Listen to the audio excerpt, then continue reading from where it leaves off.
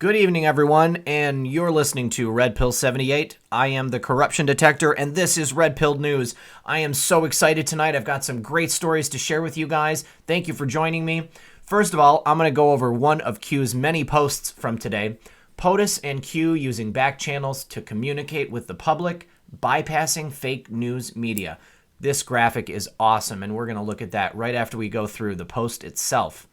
Scott Free, the production company that produced the film White Squall, and Where We Go One, Where We Go All, the phrase from the film, the phrase that we use in our Q Army discussions. Air Force One, the code change to Q0, which as we know is Q+. The Q and POTUS Twitter Zero Delta exchanges, the many times that Q and POTUS have tweeted at virtually the exact same time, within seconds of each other. Fake news, coordinated attacks, number 2 only to POTUS. We know that the fake news media is scared to death of Q and the movement because this means that people are waking up and they are seeing through their BS. How do you safely and securely communicate through a back channel with the public and bypass the fake news media? And the answer is the preceding lines. Q has laid it out for us. Exactly. This is how you do it.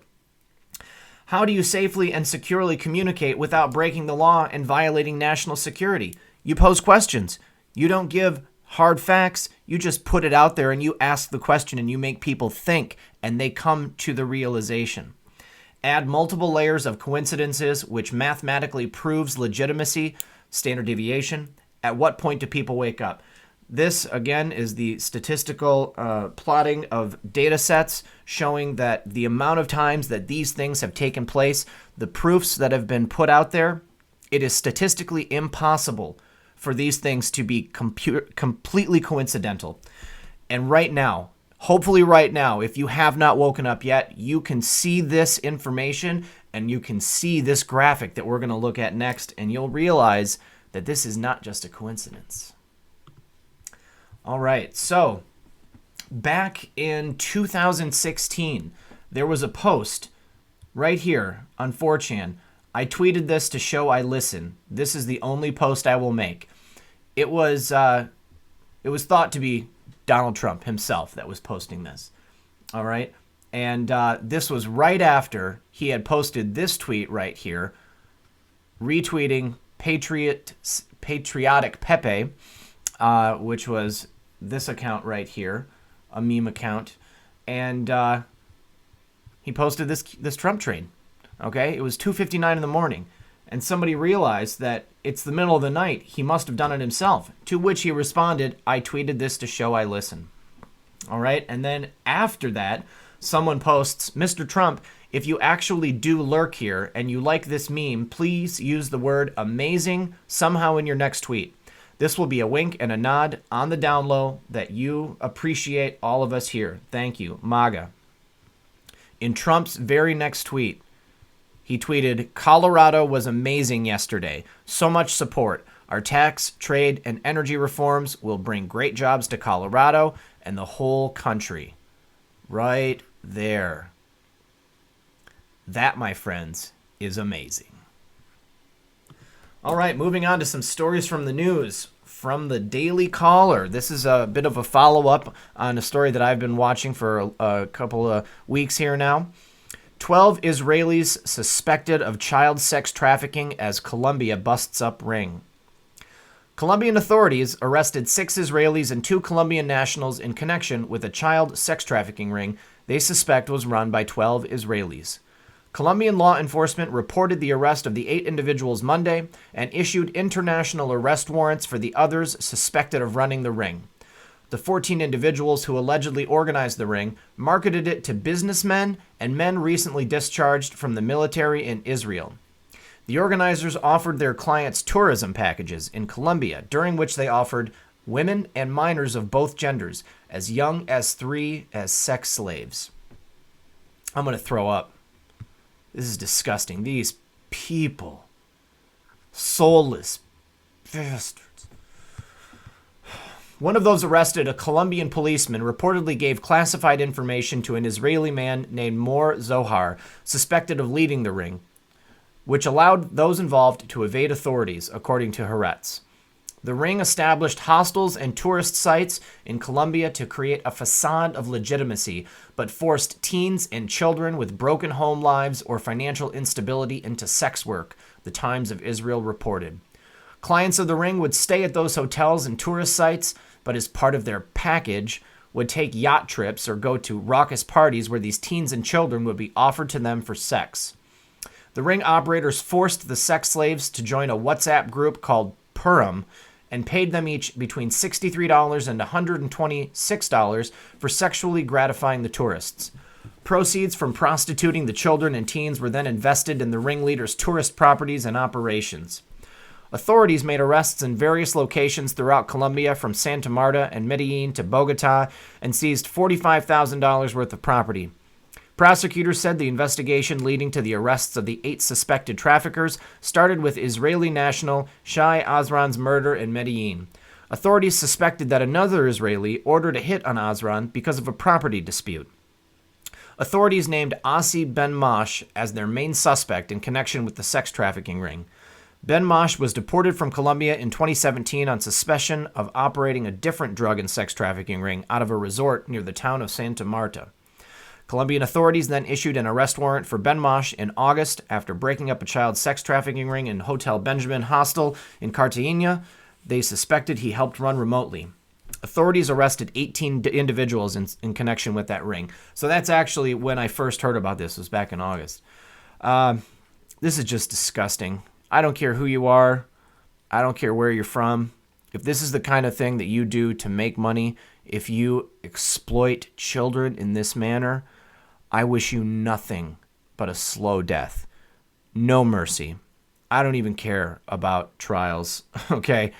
If you are arrested in connection with this sort of thing, then you deserve the gallows, okay? That might even be too easy for you, okay? I'm disgusted when I see things like this. And this right here, this is what we're facing here in America. The powerful people that are involved in these things, I am just waiting. I am waiting with with bells on for these people to be brought to justice. And yeah, it doesn't matter to me. If you have this close of an association, all right, that means that you're involved. There are no people that I know that are casually involved in a business such as this who just happen to find out that they're working for a sex trafficking ring. All right? The signs are everywhere. These people all knew exactly what was going on, and they're disgusting to me, and they're going to burn in hell. Next, we have a slightly more cheery story. Executives at Michael Bloomberg's company are expected to be arrested for fraud. Hopefully this is going to put a little bump in his 2020 campaign aspirations. The Manhattan District Attorney's Office and New York State Police are expected to arrest several senior executives in former New York City Mayor Michael Bloomberg's finance company on fraud charges Tuesday, the New York Times reported. The executives are expected to be part of a larger arrest of roughly a dozen senior executives spanning several companies involved in New York real estate and development. The district attorney's office launched a new investigation into New York's $62 billion construction industry, including the Construction and Facilities Department of Bloomberg LP in 2017. Investigators uncovered a pay-to-play scheme in which subcontractors and vendors doing work on Bloomberg company offices would offer bribes and kickbacks to Bloomberg executives. In exchange, the Bloomberg executives would pay more for the work done, defrauding Bloomberg LP for millions. Investigators found no evidence Bloomberg was aware of the alleged fraud. Of course he wouldn't, because he's too high up. Bloomberg's charity group, Bloomberg Philanthropies, did not immediately respond to a request for a comment. The New York District Attorney's Office put together a construction fraud task force in 2015 to investigate fraud in New York's construction industry. Bloomberg is a potential 2020 contender to challenge President Donald Trump. Bloomberg, a Democrat, has been on the forefront of pushing legislation and policies to combat climate change.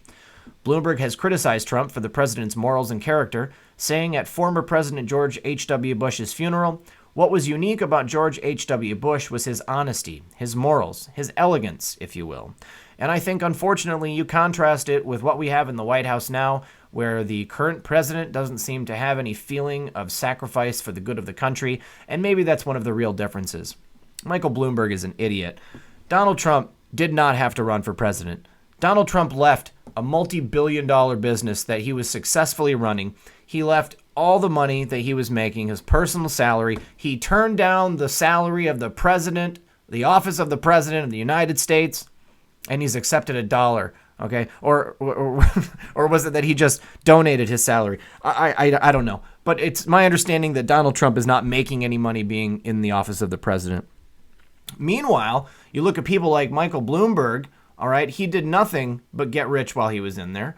His companies are continuing to operate. Donald Trump's companies are continuing to operate, but they are all operating at a much diminished capacity. They have their hands tied because anytime anybody makes a move, the elite here, the Democratic elite, they're looking at it for an excuse to take him down, to pin him with something. It's like that BS about the Trump Foundation being investigated. Like, come on. How stupid do you think we are? I don't know. I think that they're afraid that we may be smarter than they think. All right, well, I think this picture of Michael Bloomberg with Emmanuel Macron really sums it all up. If Michael Bloomberg was president, you guys know what to expect. All right, guys, thank you so much for tuning in tonight. I do appreciate the support. If you have not already, please like, share, and subscribe. And I will see you all tomorrow.